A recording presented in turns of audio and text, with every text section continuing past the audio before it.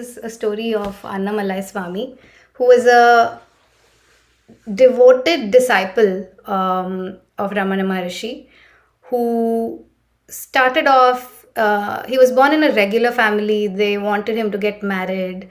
And in fact, some astrologer told them Annamalai Swami is going to become, he's going to take the spiritual path, and they didn't want that. So they tried to put obstacles in every way. So they didn't get him to study, because then they thought maybe he'll go read something and then he will end up on this path. So they didn't want that. His dad didn't want that.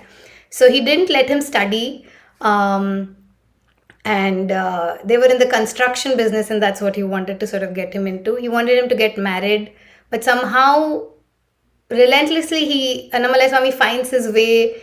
He learns to read on his own, starts to get interested in these things, finds different teachers, and gets on this path. And at one point, someone gives him this very Upadesha Sara along with Ramana Maharshi's photo. And he sees the photo and immediately he feels like, this is my guru, I have to meet him. And so he goes to Tiruvannamalai. He convinces his family finally that, please let me be, this is not going to work. All your tactics are not going to work. So this is my path. And so then he goes on to Tiruvannamalai, and when he arrives there, he meets another sage called Seshadri Swami, and that's the story I want to read. On my arrival in Tiruvannamalai, I was told that there was another great saint there called Seshadri Swami, and that it would be very auspicious if I could have his darshan before proceeding to Sri Ramana Ashram, the ashram where Ramana Maharshi lived. Seshadri Swami did not stay in any particular place, but I soon managed to locate him in a mandapam which was near the main temple. He was easy to find because there was a crowd of about 40-50 people outside the mandapam waiting for him to come out. He had apparently locked himself in. When I peeped in through one of the windows, I saw him continuously circling one of the pillars inside. After doing this for about 10 minutes, he came outside, sat on a rock, and crossed his legs.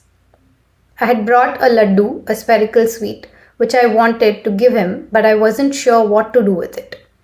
Seshadri Swami must have sensed my indecision, because he looked at me and indicated by a gesture that I should place the laddu on the ground in front of him. Seshadri Swami had obviously been chewing betel nut for some time. A mixture of the red juice and his saliva was dribbling out of his mouth, soaking his beard and dripping onto the ground. Seshadri Swami picked up my laddu, smeared it with the saliva and betel juice that was staining his beard, and threw it onto the nearby road. As it broke on the ground, the crowd raced towards it and collected the pieces as prasad. Offering to a deity or a holy person becomes prasad when it is returned to the donor or the public. I also managed to collect and eat a piece. A group of local people appeared to be angry with Seshadri Swami. He silenced them by tossing some stones in their direction.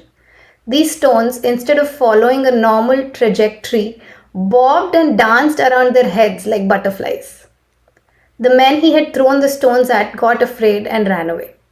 They clearly didn't want to tangle with a man who possessed supernatural powers of this kind. When I went back and stood before Seshadri Swami again, he started to shout at me in a very abusive way. This fool came to Tiruvannamalai. Stupid man, what did he come here for? He carried on in this vein for some time, implying that I was wasting my time coming to Tiruvannamalai. I thought that I must have committed a great sin to have a great saint insult me like this. I started to cry because I thought I had been cursed. Eventually, a man called Manika Swami, who was Seshadri Swami's attendant, came up to me and consoled me by saying, "Your trip to Tiruvannamalai will be successful. You will get whatever you have come for." This is Seshadri Swami's way of blessing you. When he abuses people like this, he's really blessing them. Manika Swami then took me to a hotel which was owned by a devotee of Seshadri Swami. He told the owner, "Seshadri Swami has just showered his blessings on this man. Please give him a free meal." Okay, we'll stop there.